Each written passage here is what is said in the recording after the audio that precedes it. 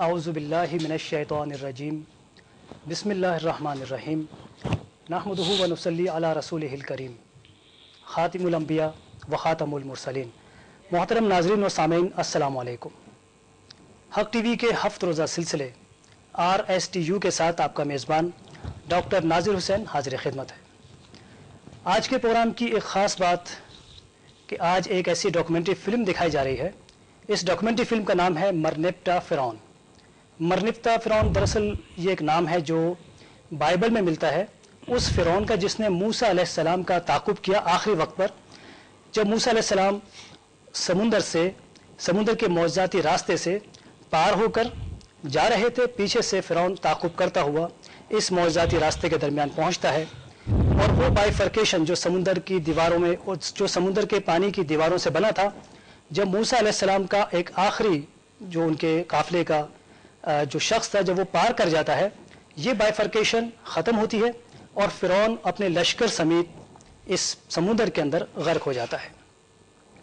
इस फिल्म को बनाने की ज़रूरत क्यों पेश आई और इसके मज़ीद क्या नुकात हैं, इस पर हम बात करेंगे अपने माहिरीन से। हमारे साथ मौजूद हैं जनाब इलियास सत्तार साहब, जो RSTU के नज़रिए के बानी भी हैं और फिर मरनिप्टा फ़िरौन पर इन्होंने रिसर्च की, जिस पर यह डॉक्यूमेंट्री फ़िल्म तैयार की गई है। मुहक़्क़िक़ हैं और तक़ाबुल अदयान के माहिर हैं। उनके साथ मौजूद हैं जनाब डॉक्टर अल्लामा आमिर अब्दुल्ला साहब, डॉक्टर मोहम्मद आमिर अब्दुल्ला मोहम्मदी साहब, जो माशाल्लाह एक इदारे के जो कि दीनी तदरीस से ताल्लुक़ रखता है उसके रूह रवा हैं और तक़ाबुल अदयान के हवाले से माशाल्लाह, इसके अलावा दीनी एक्टिविटीज़ में नौजवानों के हवाले से बहुत काम है इनका। ये इंशाल्लाह ये हज़रात हमारे साथ आज शेयर करेंगे इस डॉक्यूमेंट्री को। सबसे पहले मैं इलियास सत्तार साहब से मालूम करना चाहता हूँ कि मरनिप्टा फ़िरौन के हवाले से आपने ये रिसर्च कितना अरसा कबल की? अरसे का बिस्मिल्लाहिर्रहमानिर्रहीम नहमदुहु व नसल्ली अला रसूलिल करीम इंशाअल्लाह माशाअल्लाह सुभानअल्लाह।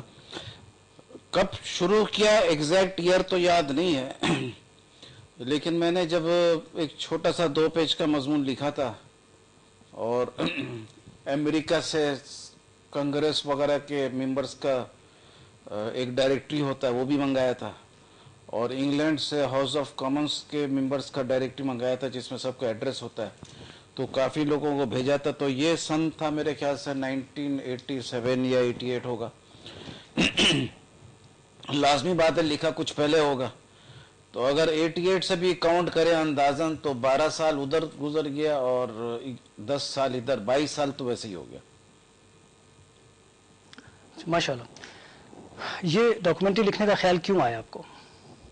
सॉरी, ये रिसर्च इसलिए आया कि इससे कुरान की सदाकत हो रही थी, इस्लाम की सदाकत हो रही थी और इसमें जो मज़ेदार पॉइंट जो आया था वो यूसुफ अलैहिस्सलाम के हवाले से आया था कि इससे कुरान शरीफ की पेशगोई हो जाती है बाइबल में। इंग्लिश में मेरा मजमून था prophecy about the Holi Quran in the Holi Bible, और ये बहुत ही कीमती मजमून है और इसका उस वक़्त वैल्यू पता चलेगा कि जब दुनिया के बेशुमार लोग मुसलमान बनेंगे। और मेरा ये दावा है कि ईसा अलैहिस्सलाम जब आएंगे या इमाम मेहदी आएंगे तो वो भी इस नुक्ते को रखेंगे अपने फहरिस्त में। ये कोई मामूली बात नहीं है। सुभान अल्लाह, बहुत अच्छी बात की इलियास सत्तार साहब ने।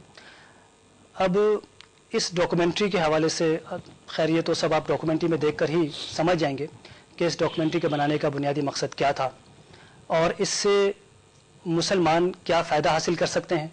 अल्लाह ताला ने अपनी एक निशानी को इस दौर में वाज़े तौर पर सामने इंसानों के सामने लेकर आए, जिसका ज़िक्र कुरान हकीम में है। यानी एक बात कुरान में लिखी हुई है और उसकी निशानी ज़िंदा मुजस्सम लाश की सूरत में हमारे सामने मौजूद है। इस डॉक्यूमेंट्री से इस्तेफ़ादा कैसे किया जाए, जनाब डॉक्टर आमिर अब्दुल्ला साहब, मुसलमान इस डॉक्यूमेंट्री से कैसे इस्तेफ़ादा हासिल कर सकते हैं, या गैर मुस्लिम भी अगर उनके लिए भी अगर ये फ़ायदेमंद है तो किस तरह? बहुत शुक्रिया डॉक्टर साहब। मैं सबसे पहले मुबारकबाद देना चाहता हूँ मनाज़िर इस्लाम اور مجاہد ختم نبوت جناب الیاس ستار صاحب کو، جن سے اللہ تعالیٰ نے تقابل ادیان کے حوالے سے اور اسلام کی خدمت کے حوالے سے کچھ ایسے کام لیے ہیں جو انتہائی لائق تحسین ہیں۔ جہاں تک اس ڈاکومنٹری کا تعلق ہے جو ابھی دکھائی جا رہی ہے، میں سمجھتا ہوں کہ موجودہ حالات میں جبکہ ہماری نوجوان نسل کا مطالعے سے شغف نہیں رہا ہے، اور خاص طور پر وہ تاریخی واقعات جو اسلام سے تعلق رکھتے ہیں یا جن سے اسلام کو کوئی تائید اور نصرت مل سکتی ہے، اس حوالے سے ہمارے ہاں کوئی خاص وقت نہیں کیا گیا ہے۔ آج ایک جگہ بات ہو رہی تھی اور وہاں اچھے خاصے اہل علم لوگ بیٹھے ہوئے تھے، وہاں میں نے فرعون کے حوالے سے گفتگو کی تو بڑی حیرانی ہوئی مجھے کہ اکثر لوگوں کا یہ خیال تھا کہ فرعون صرف ایک ہی تھا، اور ایک ساتھ میں تو یہاں تک کہا جو بہت بزرگ تھے کہ فرعون، حامان، شداد، ان تمام کے انہوں نے ایک فہرست گنوانا شروع کی۔ میں نے کہا یہ کردار ہیں، اور جہاں تک فرعون کی بات ہے تو اس ریسرچ سے الیاس ستار صاحب نے ہر فرد تک یہ بات پہنچائی کہ مصر کا ہر بادشاہ فرعون کہلایا کرتا تھا، جیسا کہ اہل علم جانتے ہیں کہ ایران کا ہر بادشاہ کسریٰ کہلایا کرتا تھا۔ تو اس حوالے سے اس میں بہت سی ایسی باتیں ملیں گی جو کہ نوجوان نسل کو حیران کرنے والی ہوں گی۔ میں یہ سمجھ جی بہت شکریہ ڈاکٹر عامر صاحب، آپ سے کنٹینیو رہیں گے۔ ایک کالر ہمارے ساتھ ہیں۔ السلام علیکم۔ وعلیکم السلام سر، میں شہزاد بلوچستان دالکبیر سے بات کر رہا ہوں۔ جناب شہزاد صاحب۔ جی، ہمارے ساتھ یہ پوچھنا تھا کہ کیا عیسائی اس بات پر یقین کرتے ہیں کہ عیسیٰ علیہ السلام پھر واپس آئے گا، وہ نبی صلی اللہ علیہ وسلم کو مسیح کا کردار ادا کرے گا؟ اوکے، بہت شکریہ۔ کوئی اور سوال پوچھنا چاہیں گے؟ جی مہربانی سر، یہی پوچھنا ہے۔ بہت شکریہ آپ کا۔ جی یہ تو ایک سوال ہے کہ جی میں جو عرض کر رہا تھا اپنی بات مکمل کر لوں۔ میں یہ عرض کر رہا تھا کہ ایسی تحقیقی اور انتہائی معلومات افروز ڈاکومنٹریز اول تو بن نہیں رہی ہیں، اور اگر بن رہی ہیں تو ان کو لائق اتنا نہیں سمجھا جا رہا۔ تو یہ حق ٹی وی بھی مبارکباد کا مستحق ہے کہ اتنے امپورٹنٹ کام کو میں اس نے شیئر کیا۔ میں سمجھتا ہوں کہ اب یہ جب ڈاکومنٹری آپ آن ایئر کریں گے تو ہمارے وہ ساتھی، ہمارے وہ بچے، ہماری وہ بہنیں جن کا دین سے تعلق ہے، شغف رکھتی ہیں، انہیں اسے بہت ہی غور اور خوص سے دیکھنا چاہیے، اور یہ سمجھنا چاہیے کہ یہ محض ایک تفریحی کوئی ڈاکومنٹری فلم نہیں ہے، بلکہ انتہائی ایک، جیسا کہ ابھی فرمایا الیاس ستار صاحب نے کہ 22 سال کی تقریباً محنت شاقہ کے بعد موسٹ ریسرچ کے بعد ایک نتیجہ سامنے آیا، اور ابھی اس حوالے سے مزید باتیں سامنے آئیں گی۔ میں سمجھتا ہوں کہ اسے کاپی اور قلم اپنے ہاتھ میں رکھ کر اس کے مندرجات کو اور اس کی امپورٹنس جو پوائنٹس ہیں ان کو نوٹ کرنا چاہیے، اور نوٹ کرنے کے بعد پھر اسے پریزرو کرنا چاہیے، ذہن میں محفوظ کرنا چاہیے، ڈسکس کرنا چاہیے، اور تبادلہ خیالات ہونا چاہیے تاکہ یہ بات اور زیادہ عام ہو، اور وہ لوگ جو میں یہ خواہش ظاہر کروں گا کہ وہ لوگ جو اسے ریکارڈ کر سکتے ہیں وہ اسے ریکارڈ کر لیں، تاکہ یہ کل بھی ریپیٹ ہوگا تو ریکارڈ کر سکتے ہیں، تاکہ اس پر مزید اسے آگے بڑھائیں، اور جہاں تک چاہ سکتے ہیں اس کو آگے پہنچانا چاہیے۔ ماشاءاللہ، بہت شکریہ ڈاکٹر صاحب۔ بلوچستان سے شاہد صاحب نے سوال کیا تھا۔ انشاءاللہ شاہد صاحب اس ڈاکومنٹری کے بعد ہم دوبارہ اسٹوڈیو واپس آئیں گے اور آپ کے سوال کا جواب بھی ہوگا، اور ساتھ ساتھ اس ڈاکومنٹری کے سلسلے میں جو باتیں سامنے آئیں، جن نکات پہ ہمیں بات کرنی ہے، ہمارے ماہرین اس پر بات کریں گے۔ اگر آپ کوئی اور سوال کرنا چاہیں یا کوئی بھی ہمیں اس وقت کوئی اپنی آرا کا اظہار کرنا چاہیں، یا کوئی بھی ہمیں سوال پوچھنا چاہیں دین سے متعلق، RSTU سے متعلق، اس ڈاکومنٹری فلم سے متعلق، تو اسکرین پر ہمارا نمبر اس وقت موجود ہے، لائیو کال ہے، ابھی ڈائل کیجئے، ابھی کال کیجئے، اور ساتھ ساتھ ای میل ایڈریس بھی اسکرین پر ڈسپلے ہو رہا ہے، ہمیں ای میل بھی کر سکتے ہیں۔ یورپ کے ناظرین کے لیے یہ خوشخبری ہے کہ آپ جرمن، اٹالین، ڈچ اور فلیمش زبانوں میں بھی انگلش کے ساتھ ہمیں کال کر سکتے ہیں۔ انشاءاللہ انہی زبانوں میں آپ کے سوالات کے جوابات دیے جائیں گے۔ ناظرین، مرنفتہ فرعون موسیٰ علیہ السلام کا تعاقب کرتے ہوئے سمندر کے بنے ہوئے معجزاتی راستے پر پہنچا۔ اس کے لشکر کا آخری سپاہی جب اس سمندر کی 2 دیواروں کی زد میں آ گیا اور دوسری جانب موسیٰ علیہ السلام کے لشکر کا آخری شخص اس معجزاتی راستے سے پار ہو گیا، اللہ تعالیٰ نے ان دونوں دیواروں کو پھر سے ملا دیا۔ اس درمیان ایک حیرت انگیز واقعہ رونما ہوا۔ اس واقعے کے تناظر میں یہ فلم تیار کی گئی ہے، دیکھیے مرنفتہ فرعون۔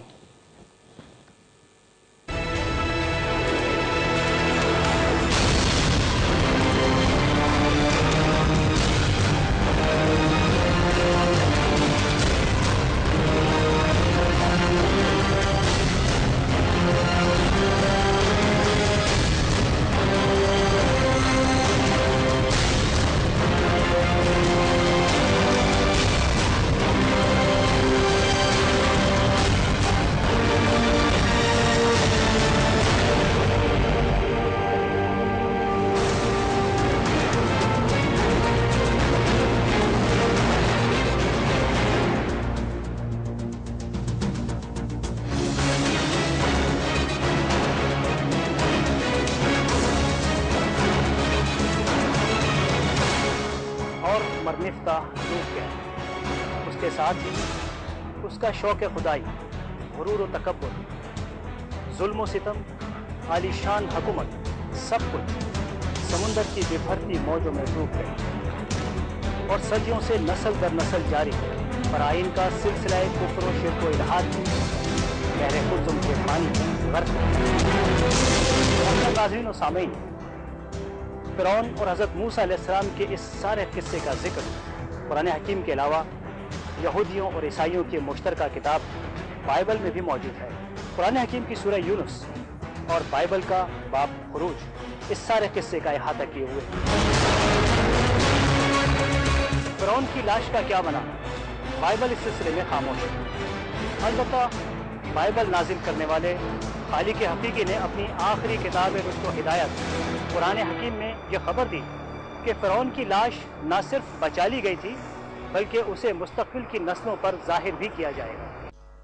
اور ہم بنی اسرائیل کو سمندر سے گزار لے گئے، پھر فرعون اور اس کے لشکر ظلم اور زیادتی کی غرض سے ان کے پیچھے چلے، حتیٰ کہ جب فرعون ڈوبنے لگا تو بول اٹھا، میں نے مان لیا کہ خداوند حقیقی اس کے سوا کوئی نہیں ہے جس پر بنی اسرائیل ایمان لائے، اور میں بھی مسلمانوں میں سے ہوں۔ اللہ تعالیٰ نے جواب دیا، اب ایمان لاتا ہے حالانکہ اس سے پہلے تک تو فساد کرنے والوں میں سے تھا۔ اب تو ہم تیری لاش ہی کو بچائیں گے تاکہ تو مستقبل کی نسلوں کے لیے نشان عبرت بنے، اور بے شک بہت سے لوگ ہماری آیاتوں سے غافل ہیں۔ اور آج ہم جانتے ہیں کہ ایسا ہی ہوا ہے۔ نزول قرآن کے 1300 سال بعد 1898 میں، یعنی اب سے 100 برس پہلے، اللہ تعالیٰ نے فرعون کی لاش آج کی نسلوں پر ظاہر کر دی۔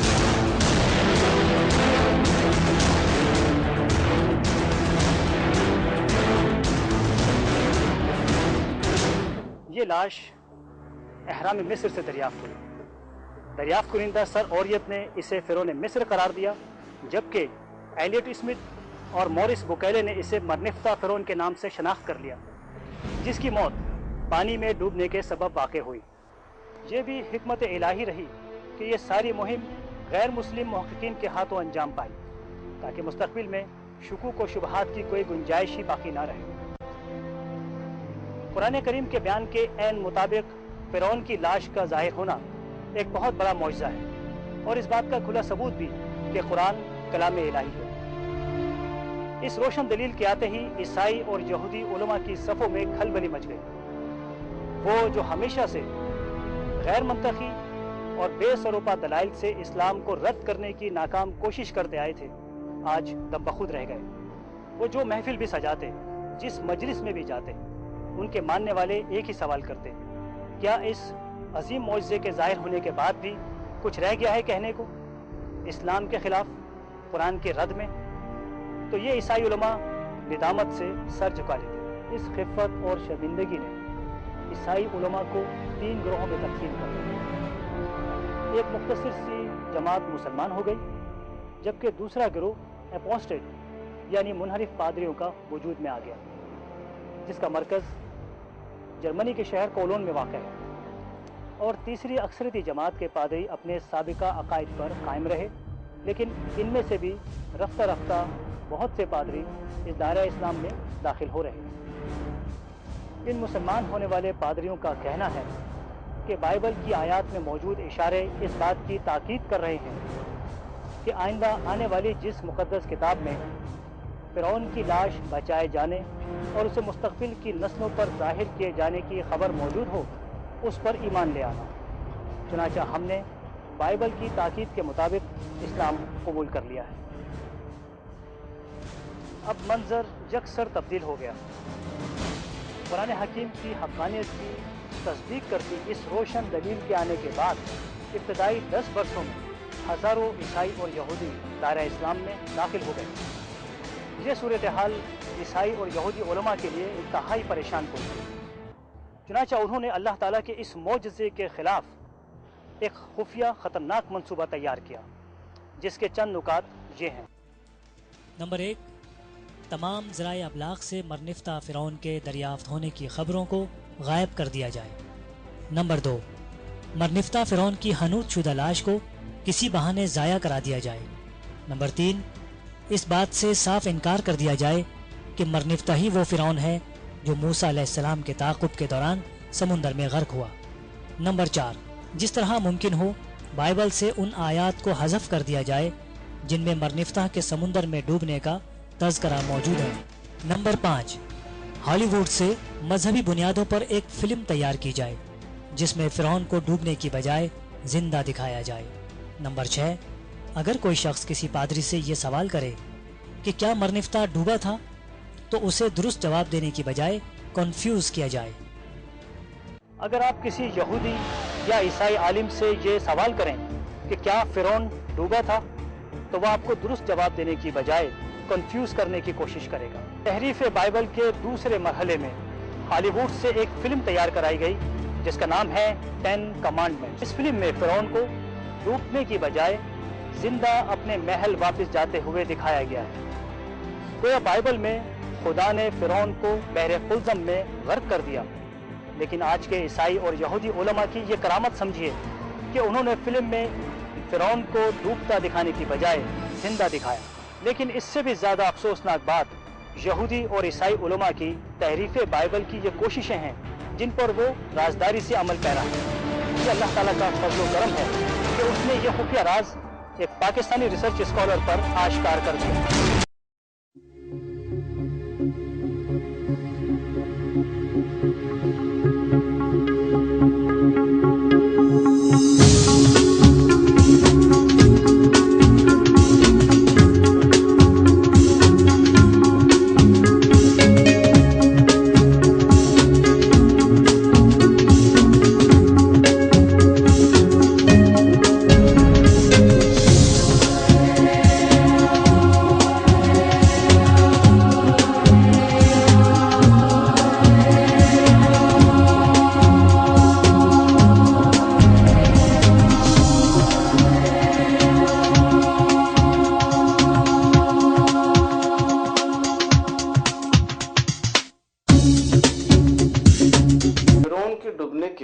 تقریباً 2000 سال بعد قرآن مجید میں فرعون کے ڈوبنے کا اور اس کے جسم کو محفوظ رکھنے کا ذکر آیا، اور چونکہ یہ اللہ کا کلام ہے اور اللہ کو پتا تھا کہ جب تک اس کا مرضی ہے فرعون کا لاش سڑے گا نہیں بلکہ محفوظ رہے گا، تو اللہ تعالیٰ نے فوراً اس کا لاش دنیا کو نہیں دکھایا، بلکہ تقریباً 1300 سال بعد اس کا لاش دریافت ہوا 1898 عیسوی میں۔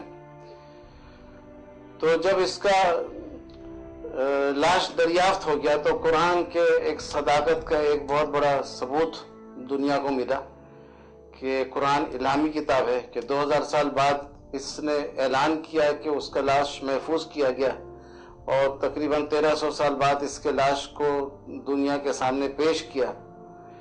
تو اس کے بعد پھر میرے کو پتا چلا کہ 10 کمانڈمنٹس میں جو فرعون پیچھا کرتا موسیٰ علیہ السلام کا وہ ڈوبا نہیں تھا، تو میں نے بائبل کو دوبارہ اچھے سے اسٹڈی کیا تو دبنے کی آیت بھی ملی، لیکن اس کے ساتھ ساتھ یہ نقطہ میرے سامنے آیا کہ یوسف علیہ السلام کے جسم مبارک ان کے وصیت کے مطابق اس کو محفوظ کیا گیا، ایک تابوت میں رکھا گیا، اور ان کا شرط یہ تھا کہ جب تم کو نجات ملے تب لے جانا، یعنی نجات نہیں ملے تو مت لے جانا۔ تو یہ نجات ملنے میں 400 سال لگ گیا، اور 400 سال تک یوسف علیہ السلام کا جسم مبارک اس تابوت کے اندر رہا، اور موسیٰ علیہ السلام جب ہجرت کر رہے تھے فرعون سے تو یوسف علیہ السلام کے جسم مبارک جو تابوت میں تھا اس کو ساتھ لے گئے۔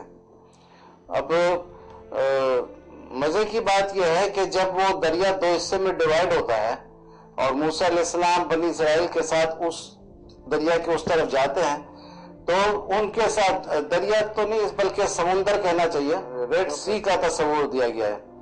تو جب ریڈ سی کے اس پار جاتے ہیں تو ان کے ساتھ یوسف علیہ السلام کا جسم مبارک بھی ساتھ جاتا ہے، اور جب فرعون پیچھا کرتا ہے تو فرعون ڈوب جاتا ہے اپنے لشکر کے ساتھ۔ تو سارے بائبل، یعنی بائبل سے مراد تورات، زبور، انجیل، بائبل صرف انجیل کو نہیں بولتے بلکہ بائبل کے معنی مقدس کتاب ہے، تو تورات، زبور، انجیل تینوں بائبل کہلاتے ہیں۔ تو جب بائبل میں صرف ایک جسم مبارک کا محفوظ رکھنے کا ذکر ہے اور وہ ہے یوسف علیہ السلام کا، اور پورے قرآن مجید میں صرف ایک لاش کا ذکر ہے اور وہ ہے فرعون کا۔ تو جس دن بائبل کا ذکر کردہ یوسف علیہ السلام کا جسم مبارک اس معجزاتی راستے سے گزرا، اسی وقت منٹوں کے اندر قرآن کا ذکر کیا ہوا فرعون کا لاش کا ابتدا وہی ہوا۔ یوسف علیہ السلام کا بھی وعدہ لیا تھا کہ جب تمہیں نجات ملے تو میرا جسم یہاں سے لے جانا، اور قرآن میں بھی فرعون کے لاش کے بارے میں وعدہ ہے کہ یہ آنے والے نسلوں کے لیے نشانی بنے گا۔ تو بائبل نے ان اشاروں سے یوں سمجھایا، ان اشاروں سے، لفظوں سے نہیں، اشاروں سے یوں سمجھایا کہ جب میرا بتایا ہوا محفوظ کیا ہوا ایک مبارک جسم ایک معجزاتی راستے سے گزرے گا، اسی وقت ایک اور لاش کا ابتدا ہوگا جو محفوظ کر کے رکھا جائے گا۔ جس کتاب میں اس لاش کا ذکر ہوگا اس پر بھی ایمان لانا، ہم دونوں ایک ہی اللہ کے طرف سے ہیں، کیونکہ یہ معجزاتی راستہ ایک بہت ہی اہم واقعہ ہے، یہ کوئی بچوں کا کہانی نہیں ہے۔ اللہ تعالیٰ نے اس راستے کو خود بنایا تھا موسیٰ علیہ السلام کو گزارنے کو اور فرعون کو ڈبانے کو۔ تو ادھر میں دونوں یوسف علیہ السلام کا جسم مبارک اور فرعون کا لاش کا ابتدا ہونا، تو ان 400 سال کا فرق ہے، لیکن ایک ہی دن ایک ہی جگہ معجزاتی راستے میں دونوں کا موجود ہونا یہ اللہ کی طرف سے ایک نشانی ہے۔ اور یہ نشانی سے صرف یہ ثابت نہیں ہوتا کہ اسلام ایک سچا مذہب ہے، بلکہ یہ بھی ثابت ہوتا ہے کہ یہودیت اور عیسائیت کے بعد اسلام ایک تسلسل ہے۔ اسلام ایک تسلسل ہے، اور اگر بائبل پہ ایمان ہے تو یہ مکمل ایمان اسی وقت ہوگا جب قرآن پہ بھی ایمان ہو، یعنی بائبل سے قرآن شریف کی پیشگوئی ثابت ہو جاتا ہے۔ اور اس میں بہت ساری باتیں ہیں، ایک ایک کر کے آپ کی خدمت میں پیش کرتا ہوں۔ تو ایک بات تو یہ ہے کہ پورے دنیا کی تاریخ میں صرف 2 نبیوں کا ایسا ذکر آتا ہے کہ ایک کو جوانی میں اور ایک کو بالکل بچپن میں، یعنی جب 3 مہینے کے تھے موسیٰ علیہ السلام، دونوں کو لاوارث کیا گیا، اور ایسا لاوارث کیا گیا کہ اگر کوئی بچاتا نہیں ان لوگوں کو تو یہ مر جاتے، اور دونوں محل تک پہنچے۔ یوسف علیہ السلام کو کنویں میں ڈالا گیا اور وہ بھی محل تک پہنچے، موسیٰ علیہ السلام کو دریائے نیل میں ڈالے گیا، وہ بھی محل تک پہنچ گئے۔ اگر دریائے نیل سے ان کو بچایا نہیں جاتا فوراً تو یہ بھی فوت ہو جاتے، اور جس کنویں میں یوسف علیہ السلام تھے وہ کنواں بھی سوکھا کنواں تھا، اگر وہ ان کو کوئی قافلہ نہیں آتی اور ان کو باہر نہیں نکالتے تو یہ بھی پیاس اور بھوک سے مر جاتے، لیکن دونوں محل تک پہنچ گئے۔ تو یہ 2 ہی نبیوں کا ایسا ذکر آتا ہے، اور خاص بات یہ ہے کہ ایک نبی جو کنواں میں تھا وہ تابوت کے اندر ہے، اور ایک نبی جو دریا میں ڈالے گئے تھے وہ تابوت کو کاندھا دے کے لے جا رہے ہیں۔ تو یہ بہت ہی قیمتی ایک حسن اتفاق نہیں ہے بلکہ اللہ کی حکمت ہے، اور اس کو ہم جس طریقے سے بھی یاد کریں یہ ایمان کے لیے بہت ہی قیمتی ثابت ہوگا. اور یہ ایمان صرف یہودی، کرسچن اور مسلمانوں کے لیے نہیں بلکہ جو اللہ پہ ایمان نہیں رکھتا ہے اس کا ایمان بھی درست ہو جائے گا کہ 3500 سال کا اتنا لمبا عرصہ جس میں یوسف علیہ السلام کا دنیا میں فوت ہونا اور پھر اس کے بعد فرعون کا لاش دریافت ہونا، تو اتنا لمبے عرصے کا یہ ایک واقعہ ہے، اس کو چلانے والا خدا کے سوا اور کوئی نہیں ہو سکتا ہے. تو اس معجزے سے ہم سب کو فائدہ اٹھانا چاہیے اور ایمان کو مضبوط کرنا چاہیے. اور اس میں بہت ساری اور باتیں ہیں کہ پہلے جب ابراہیم علیہ السلام کو آگ میں ڈالا گیا تھا تو جو لوگ موجود تھے وہ دیکھے تھے، ہم لوگوں نے صرف سنا ہے. موسیٰ علیہ السلام کا لاٹھی سانپ بنا تھا، جو موجود تھے دیکھے تھے، ہم نے صرف سنا ہے. لیکن یوسف علیہ السلام اور فرعون کے بارے میں جو یہ مضمون ہے، اس سے یہ ثابت ہوتا ہے کہ یہ وہ معجزہ ہے کہ جو پہلے کے لوگوں نے سنا تھا لیکن سمجھا نہیں تھا، اور یہ ہمارا جنریشن ہے جو اس کو سن رہا ہے اور سمجھ رہا ہے. اور اللہ تعالیٰ نے قرآن شریف کی آیت میں بتایا ہے کہ فرعون کا لاش محفوظ کیا ہے آنے والے نسلوں کے لیے نشانی بنا کر. اب یہ آنے والا نسل جو اللہ نے فرمایا ہے یہ واقعی آنے والا نسل ہے، اس لیے کہ آدم علیہ السلام سے ابھی تک جتنے نسلیں گزری ہیں یہ نسل ایسا ہے کہ زمین کے چوٹی یعنی ماؤنٹ ایوریسٹ تک پہنچا، سمندر کے تہہ تک پہنچ گیا، یعنی کافی اچھے جگہ پہنچ گیا، اور ہوے میں پلین کے ذریعے پرندے سے زیادہ تیز پرواز کیا، زمین میں گھوڑے سے زیادہ تیز گاڑیوں میں سفر کرتا ہے، اور سمندر میں سب مرین کے ذریعے مچھلی سے زیادہ تیز سفر کرتا ہے. چھوٹے سے چھوٹے جراثیم کو مائکروسکوپ سے دیکھ لیا، دور دور تاروں کو بھی ٹیلیسکوپ سے کافی حد تک دیکھا، چاند کے گڈھوں کو دیکھا. تو یہ وہ نسل ہے جو واقعی آنے والا نسل ہے، اور اس سے قرآن کا الہامی کتاب ہونا ثابت ہوتا ہے کہ آنے والا نسل جو بتایا تو واقعی آنے والے نسل کے ٹائم میں ہی فرعون کا لاش دریافت ہوا اور اسی نسل کے لیے نشانی بنا. اور یہ وہ نشانی ہے جس کو آپ ابھی بھی دنیا میں جا کے دیکھ سکتے ہیں. اس آدمی کا لاش محفوظ ہے جو موسیٰ علیہ السلام کے ساتھ مقابلہ کیا تھا اور بنی اسرائیل کا پیچھا کیا تھا اور اپنے لشکر کے ساتھ ڈوبا تھا. یہ صرف ایک بادشاہ کے ڈوبنے کا ذکر نہیں بلکہ ایک بادشاہت کا ڈوبنا ہے. اور اس معجزے سے یہ ہے کہ سب کا فائدہ ہوتا ہے، نہ صرف یہودیت کا، نہ صرف عیسائیت، نہ صرف اسلام، بلکہ دنیا کے سب لوگوں کا فائدہ ہے. یہاں تک کہ جو اللہ پہ ایمان نہ رکھے اس کے لیے بھی یہ فائدہ مند ہے، کیونکہ 3500 کا جو منصوبہ ہے حکمت اللہ تعالیٰ کا، یہ کوئی انسان کی زندگی اتنی لمبی تو ہے نہیں، بلکہ انسان کیا ایک نسلوں کا بھی زندگی اتنا لمبا نہیں ہے کہ وہ چند سو سال سے زیادہ کوئی جنریشن کا گیپ ہو. تو اور مگر افسوس کا بات یہ ہے کہ 10 کمانڈمنٹس میں بھی فرعون کو ڈباتا نہیں ہے. یہ حرکت نہیں کرنا چاہیے جبکہ بائبل اتنا کلیئر ہے. ایک بات تو فلم 10 کمانڈمنٹس جسے عیسائی اور یہودی علماء کی خواہش پر ہالی ووڈ میں تیار کیا گیا. دوسری بات تحریف بائبل کی موجودہ کوششیں ہیں. مسلم اسکالرز کا تجزیہ تو آپ نے سنا، لیکن عیسائی علماء اس سلسلے میں کیا فرماتے ہیں؟ آئیے بین الاقوامی شہرت کے حامل ایک سابق پادری کا موقف سنتے ہیں.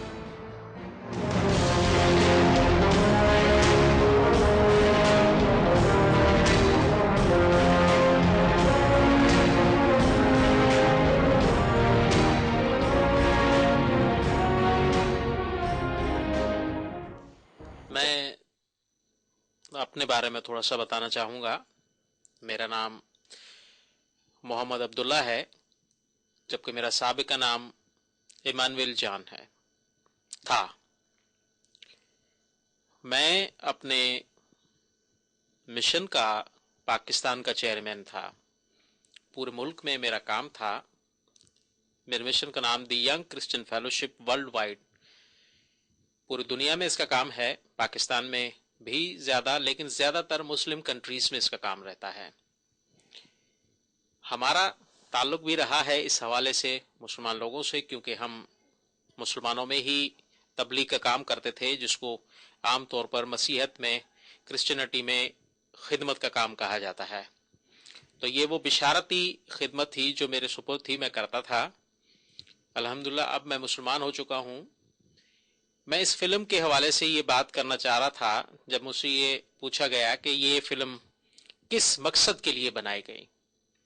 फिल्म 10 कमांडमेंट्स के बारे में मैं ये बताना चाह रहा हूँ कि ये फिल्म, जिसे उर्फ आम में आम तौर पर पाकिस्तान में क्रिश्चियन मसीही लोगों में 10 अहकाम के नाम से मशहूर है। ये फिल्म 10 हुक्मों के नाम से या 10 अहकाम के नाम से आम तौर पर मशहूर है, और ये फिल्म मजहबी तौर पर बनाई गई। इसका सबसे बड़ा सबूत है इसका मजहबी हलकों में दिखाया जाना, मजहबी प्रोग्रामों में दिखाया जाना, और मसीही लोगों के घरों में, हर घर में इस फिल्म को दिखाया गया है। हर घर में, हर फैमिली ने लाजमन इस फिल्म को कई कई बार देखा है। मैंने अपने दौर में भी मैं लोगों को दिखाता रहा। इब्तदा में जब वीसीआर का दौर था, उस जमाने में भी हमने वीसीआर के दौर में इसे वीसीआर पर लोगों के घरों में दिखाया। अपना सामान लेके जाके, सेट ले जाकर लोगों के घरों में दिखाते थे। आम प्रोग्राम्स भी करते थे, और इस फिल्म को मजहबी तौर पर पेश किया जाता था।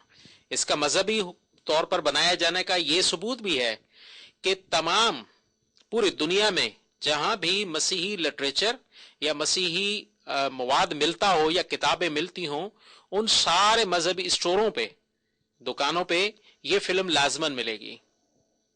मजहबी है इसलिए मिलेगी। अगर ये गैर मजहबी बुनियादों पर होती तो ये हरगिज वहां ना मिलती। अब ये वहां से मिलती है। इसकी ये बुनियादी ये दलील है कि ये वाकई मजहबी फिल्म है कि हर शख्स, मुझ समेत, मैंने भी इसे देखा।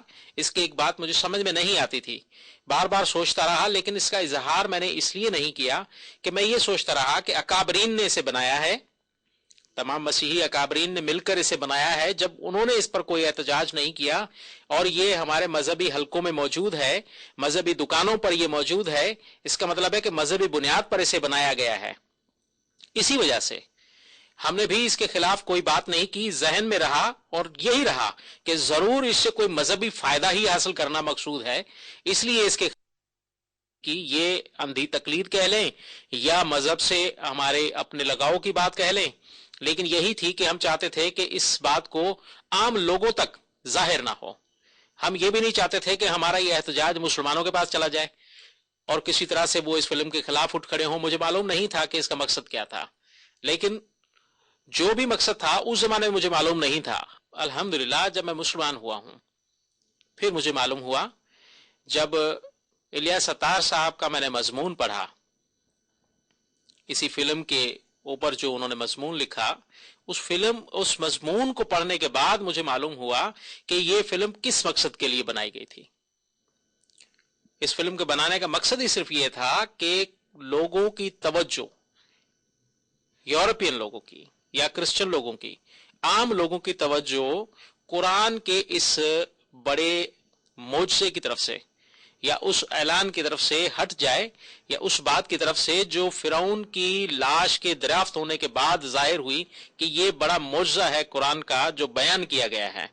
कुरान में इतनी बड़ी बात बयान की गई है, इस पर लोगों की नजर न पड़ जाए, लोगों को मालूम ना हो जाए, या क्रिश्चियन दुनिया में एक शोर हो जाता कि ये इतनी जबरदस्त सच्ची किताब है जिसमें एक ऐसी बात लिखी हुई है जिसका एक पूरा सबूत मौजूद है। कुरान ने जो दावा किया फिरौन की लाश के बारे में, उसका सबूत फिरौन की लाश है। लाश का दरियाफ्त होना उस फिरौन का, खास तौर पर जो अपने लश्कर के साथ बहरे कुल्ज़ुम में डूबकर गर्क होकर मर गया था, उसका जिक्र कुरान में मौजूद है। बाइबल में भी उसके डूबने का जिक्र मौजूद है, गर्क होने का। हमें खलश सिर्फ यही होती थी कि फिल्म में यह क्यों नहीं दिखाया जा रहा, यह क्यों नहीं दिखाया गया, जबकि फिल्म मजहबी तौर पर पेश की जा रही है, मजहबी हलकों में होती है, मजहबी दुकान पर मौजूद है। फिर भी उसमें एक बात ऐसी है जो बाइबल के खिलाफ जाती है। बाइबल में पूरी तरह जिक्र है, हर मजहबी प्रोग्राम में, जहां कहीं भी मजहबी प्रोग्राम होते हैं, पूरे पाकिस्तान में या पूरी दुनिया में, जहां भी मजहबी इबादत का प्रोग्राम होता है, यहां तक कि अगर कोई शख्स फोत हो जाए, उस पर भी एक प्रोग्राम होता है, वहां भी प्रोग्राम किए जाते हैं। और वहां जबूर की किताब जो है, इसकी बड़ी अहमियत है। जबूरों को साजों के साथ गाया जाता है, बड़े शौक से और बड़े एहतमाम से इसे गाया जाता है। और हर जबूरों को हर इबादत के आगाज में और इख्तिताम पर भी एक जबूर गाकर इबादत का इख्तिताम किया जाता है। तो इस जबूर को जबूर 136 में, जबूर 136 एक ऐसा जबूर है जो हमारे क्रिश्चियनों के, तमाम क्रिश्चियनों के, मेरी साबका कौम के बच्चे को याद है, यानी छोटे से बच्चों को भी ये याद है। जबूर 136 मासूम बच्चों को भी याद है, और उसमें वो गाते हैं साफ लफ्जों में। हर चर्च में, हर इबादत में ये लफ्ज गाए जाते हैं। पंजाबी में वो जबूर तैयार किए गए हैं। प्रोफेसर यहां पर पादरी डी शहबाज एक बुजुर्ग थे जिन्होंने इन जबूरों को पंजाबी जबान में तैयार किया कि लोग गा सकें, और जबूरों की किताबों में बाकायदा मौजूद है, शुक्र यहोवा दा ही करो, करो शुक्र यहोवा दा, शुक्र करो तुसी ओदा जेड़ा है खुदावा दा खुदा, शुक्र करो तुसी ओदा जेड़ा ले इसराइल पार लंघा, जिसके बारे में है कि उसने इसराइल को पार निकाल दिया, उसका शुक्र अदा करो। फौज सने फिरौन नु रोड़े, शुक्र करो तुसी ओदा, यानी उसका शुक्र करो जिसने फिरौन को उसके लश्कर के साथ गर्क कर दिया। ये बाकायदा साजों के साथ गाया जाता है। ये बाइबल में से मैं एक हिस्सा इसका इसी जबूर का जो यहां मेरे सामने मौजूद है, मेरे पास हाथ में है, मैं उसको पढ़ के सुनाता हूं। उर्दू में है जबूर 136 और उसकी आयत नंबर 14 में लिखा है, और इसराइल को उसमें से पार किया कि उसकी शफकत अबदी है, लेकिन फिरौन और उसके लश्कर को बहरे कुलजुम में डाल दिया कि उसकी शफकत अबदी है। यह एक ऐसा जबूर है जो तमाम मसीहों बच्चों को भी याद है, यानी सब ईसाई यकीन रखते हैं, तमाम का यह ईमान है कि फिरौन और उसके लश्कर को खुदा ने बहरे कुलजुम में डाल दिया और उनको गर्क कर दिया और वो मर गए। हजरत मूसा अलैहिस्सलाम और उनके कौम बनी इसराइल के लिए अल्लाह ताला ने पानी को 2 हिस्सों में तकसीम कर दिया और दरमियान से एक खुश्क रास्ता जाहिर हुआ। ये रास्ता कहाँ बना, दरिया में या समुंदर में? समुंदर और दरिया का जो कंफ्यूजन है, इसका बाइबल से बहुत ब्यूटीफुल क्लैरिफिकेशन मिलता है कि मूसा अलैहिस्सलाम के बाद जो लीडर था वो जोशुआ उसका नाम था। जोशुआ के दौर में रिवर जॉर्डन जो है उससे भी रास्ता अल्लाह ताला ने बनाया था अकॉर्डिंग टू बाइबल। तो वो जब रास्ता बना तो चूंकि वो रिवर था, रिवर जॉर्डन था, तो उसके एक तरफ से जो पानी आ रहा था तो वो पानी रुक गया और उसका दीवार बन गया। दूसरे तरफ पानी का बह के जा रहा था तो वो जगह खाली हो गया। जैसा आजकल हम देखते हैं कि डैम बनता है, पीछे पानी जमा होता है लेकिन सामने खाली हो जाता है, रिवर बेड खाली होता है। इसी तरीके से रिवर का जो था एक तरफ दीवार और एक तरफ बिल्कुल खाली हो गया। लेकिन जब मूसा अलैहिस्सलाम दरिया के उस पार गए और फिरौन पीछा किया तो उधर जिक्र आता पानी के 2 दीवारों का। 2 दीवार अगर दरियाए नील होता तो एक दीवार होता है, इसलिए बाइबल से यह साबित होता है कि रेड सी ही था वो। और बाइबल में जो दरिया नील का भी जिक्र आया है तो उसके बारे में अभी समझना जरा डिफिकल्ट है।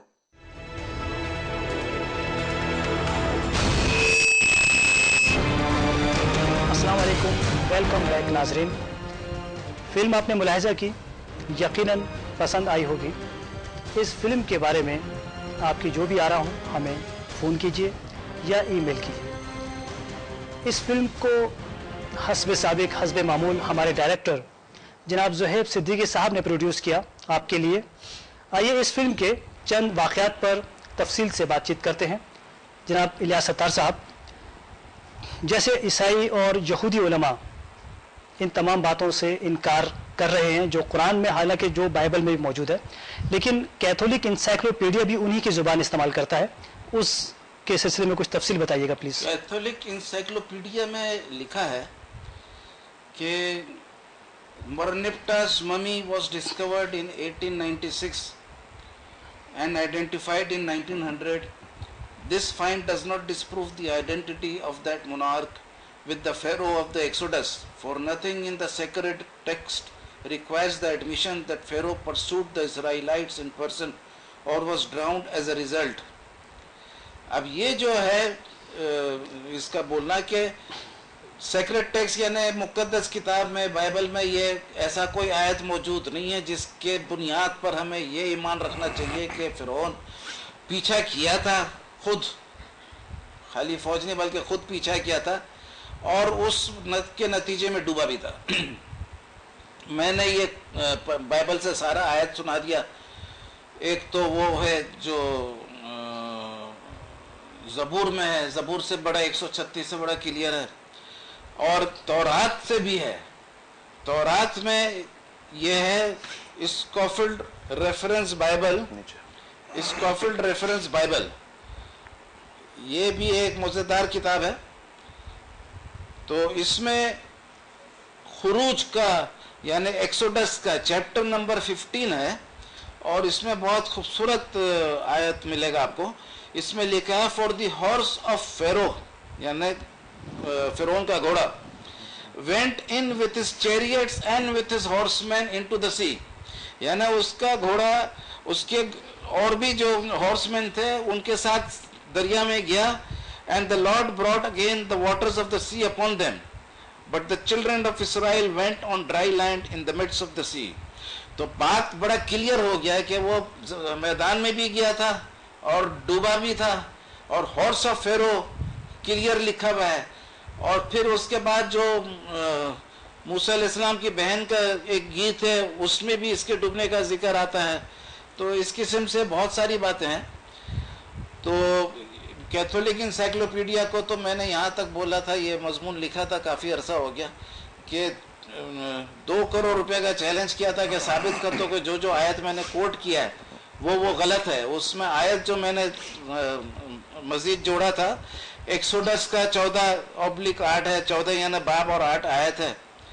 और उसके बाद जो यहूदी का अपना पब्लिश किया हुआ तौरात है उसका भी खुरूज 14 आयत नंबर 10 उसमें क्लियर लिखा है कि जब फिरौन करीब आ गया जाना भी साबित हो गया। और गुड न्यूज़ बाइबल में भी है कि जब वो बनी इज़राइल ने देखा कि बादशाह और उसकी फौज उनके तरफ आ रहे तो वो डर गए। और डूबने का भी जिक्र है इसी तरीके से कि जैसा मैंने रेफरेंस बाइबल में बताया तो हर बहुत जगह है। तो कैथोलिक इंसाइक्लोपीडिया को मैंने बोला कि इतना गलत बात क्यों किया है, 2 करोड़ का चैलेंज है, साबित कर दो मैं गलत हूँ तो 2 करोड़ तुम्हारा। लेकिन कोई जवाब नहीं आया क्योंकि ये बड़ा क्लियर पॉइंट है। 2 करोड़ क्या 20 करोड़ भी होता तो कोई फ़र्क नहीं पड़ता। इसके साथ साथ ये भी है कि ये कन्फ्यूजन भी बाइबल में मौजूद है कि फिरौन के डूबने की जगह वो नाइल था या रिवर या ये रेड सी था। इस बारे में ज़रा वजाहत कीजिएगा। ये बहुत अच्छे खूबसूरत सवाल आप कर रहे हैं इंशाल्लाह। अब ये इसका वजाहत तो अभी किया हुआ था, ज़रा मज़ीद आयत सुना देता हूँ। आयत नंबर नहीं था उसमें। जो मूसा अलैहिस्सलाम के बाद जोशुआ था और जोशुआ 2 कहलाता है, इसका बाब 3 है और आयत नंबर जो है वो है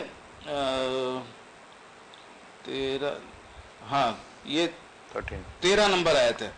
इसमें लिखा है when the priest who carry the covenant box of the Lord of all the earth put their feet on the water, यानी प्रीस्ट लोग जब पानी में पांव डालेंगे the Jordan will stop flowing, Jordan river का नाम है, वो बहना बंद हो जाएगा और पानी जो डाउन स्ट्रीम आ रहा है वो जमा हो जाएगा, पाइल अप हो जाएगा इन वन प्लेस। तो इधर में एक दीवार का जिक्र है और सामने में जो पानी था वो बह के चले जाएगा, वो खाली हो जाएगा। ये भी बाइबल में लिखा हुआ है कि एक जगह पानी होगा तो एक दीवार होगा और सामने सूखा हो जाएगा। तो दूसरी बात ये कि जब ईसाई उलमा से बात की जाए वो इस बात को तस्लीम नहीं करते कि कौन सा फिरौन डूबा था, मुख्तलिफ फ़राइन के नाम गिनवाना शुरू कर देते हैं। इस सिलसिले में आप क्या कहेंगे? इसमें तो सबसे पहले मैं एक प्रोग्राम शुरू करने वाला हूँ और इंशाल्लाह बहुत खूबसूरत प्रोग्राम होगा, आमिर अब्दुल्ला भाई के ज़रिए करूँगा इंशाल्लाह। और उसका नाम है प्रोग्राम का आपकी याद में, या फिर जो कोई और नाम रख दे, लेकिन ये नाम 3 आदमी को पसंद आया था, इसलिए मेरा ख्याल है कि यही नाम आगे बढ़ेगी। तो आपकी याद में ये होगा कि जैसा अहमद दीदाद है और भी बड़े बड़े लोग हैं, मॉरिस बुकेल भी बहुत अच्छा काम करके गया है, ऐसे और भी नाम होंगे, कुछ जिंदा भी होंगे, कुछ फौत वाले भी होंगे।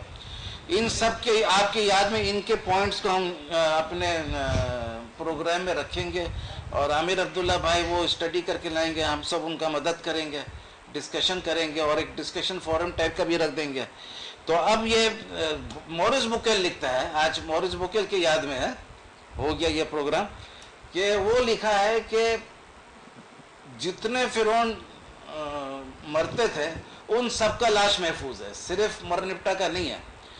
जो 10 कमांडमेंट्स में रामजिस को बताया है कि वो वापस चले जाता है, तो उसका भी लाश महफूज है। सुभान अल्लाह। और इस तरीके से उसके पहले के और भी लाशें हैं। तो इससे मॉरिस बुकेल ये अखज़ करता है, बहुत खूबसूरत नुक्ता अखज़ करता है, उस जिंदा होता तो चुम देते हैं उसको।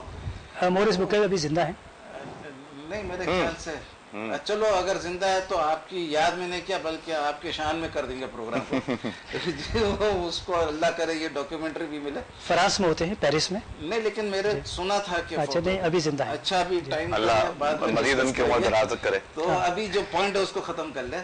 तो मॉरिस बुकेल ने ये खूबसूरत बात लिखा है कि अल्लाह ने की दे कि जितने फिरौन मरे ना, यानी उस पीरियड के, जिसका हवाला क्रिश्चियन या यहूदी डूबने के हवाले से उसका नाम लेता है, कभी बोलता है रामजिस, कभी बोलता है मिरनिप्टा, कभी कोई और 2 नाम ले लेता है, तो उसमें ये खास बात ये है कि जितने फिरौन डूबने के हवाले से जिक्र किया जाता है उन सब का लाश महफूज है, सब महफूज है। जो कुरान का इतना ही दावा है कि जो डूबा था उसका लाश महफूज है, तुम जिसका भी नाम ले लो उसका लाश महफूज है। ये सिर्फ निशानी नहीं है बल्कि एक कामिल निशानी है। सुभान अल्लाह। यानी ये कि बात वही आ जाती है कि चूंकि मुसलमानों की नॉलेज भी बहुत कम है और उनके सामने कोई भी सवाल किया जाए, जैसे आमिर अब्दुल्ला साहब ने कहा कि इल्म का शौक़ भी इतना नहीं रहा मुसलमानों को कि ये बुनियादी मालूमात जो कि कुरान में हैं, जो खुली निशानियां हैं कुरान की, जिन्हें दिखाकर किसी भी शख्स को इस्लाम से मुतासिर किया जा सकता है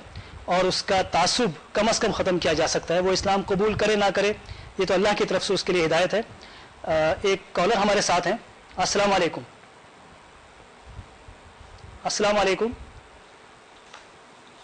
ओके, अब एक सवाल मैं आमिर अब्दुल्ला साहब से करना चाहूँगा कि डॉक्टर साहब आप ये बताइए कि ये फिल्म जिसे 10 कमांडमेंट्स कहा जाता है, ये कुरान के ख़िलाफ़ तो है ही। कुरान जो कुछ कह रहा है कि कुरान के मुताबिक तो फ़िरौन डूबा और उसके डायलॉग्स जो उस वक्त हुए, लेकिन बाइबल में भी यही है। अब ये फिल्म जो गैर शरई तौर पर है और मुसलमान चैनल्स जो इस्लामी दुनिया के हैं वो इस फिल्म को दिखाते हैं जो कि सरासर कुरान के ख़िलाफ़ है, तो इस पे हम गुफ्तगू करेंगे आपसे एक कॉल के बाद। अस्सलाम वालेकुम। कौन साहब और कहाँ से बात कर रहे हैं? मैं अबू अमीन फारूकी, नुमाइंदा खुसूसी रोज़नामा इस्लाम, मौलाना खिलाफ रास्ता, रोज़नामा शर्फ, रोज़नामा नशर और समाजी हैसियत है वाले शेख अब्दुल मजीद वेलफेयर एसोसिएशन बाबूजी की समेत सेक्रेटरी और सियासी इत्तेफाक में पाकिस्तान तहरीक इंसाफ सिविल काउंसिल ये तो मेरा एक तारुफ है। और मौजूदा इस वक्त हज चैनल पे जो प्रोग्राम चल रहा है जनाब फताह साहब सदर सदर इस्लाम ट्रस्ट कोई करसा से जानता हूँ, अल्हम्दुलिल्लाह मेरा उनके साथ गहरा ताल्लुक है। मैं फताह साहब इंसानियत से मोहब्बत करते हैं और हमेशा इनका यही दर्श होता है कि इंसानियत से मोहब्बत से पेश आओ। माशाल्लाह, बहुत शुक्रिया, बहुत अच्छी बात है आपने की। इंशाल्लाह अगले प्रोग्राम में भी आपकी कॉल, आप हमें कॉल कीजिएगा, इंशाल्लाह ये गुफ्तगू जारी रहेगी। आपका बहुत बहुत शुक्रिया इल्ला सत्तार साहब। इस फिल्म के सिलसिले में डॉक्टर आमिर साहब तशनगी है। अगले प्रोग्राम में आइंदा हफ्ते इंशाल्लाह इसी पर हम यहीं से गुफ्तगू का आगाज़ करेंगे आप हज़रात के साथ, और आपकी आमद का बहुत बहुत शुक्रिया। नाजरीन, मॉरिस बुकेले कहते हैं कि अगर किसी को ये देखना हो कि कुरान की आयत में क्या लिखा है, वो उस कुरान की आयत को पढ़ने के बाद काहिरा जाए और वहाँ देखे वहाँ क्या रखा है। जो कुरान की आयत में मौजूद है, जो कुरान की आयत कह रही है, वो उसके सामने एक ताबूत में मौजूद है। ये कुरान की सदाकत है اس فلم کے سلسلے میں اور قرآن کے عجائبات کے سلسلے میں انشاءاللہ آئندہ ہفتے پھر ملاقات ہوگی. تب تک کے لیے اجازت دیجیے. حق کی پوری ٹیم ڈائریکٹر زہیب صدیقی صاحب اور ہمارے تمام مہمانوں کے ساتھ اجازت چاہتے ہیں. السلام علیکم.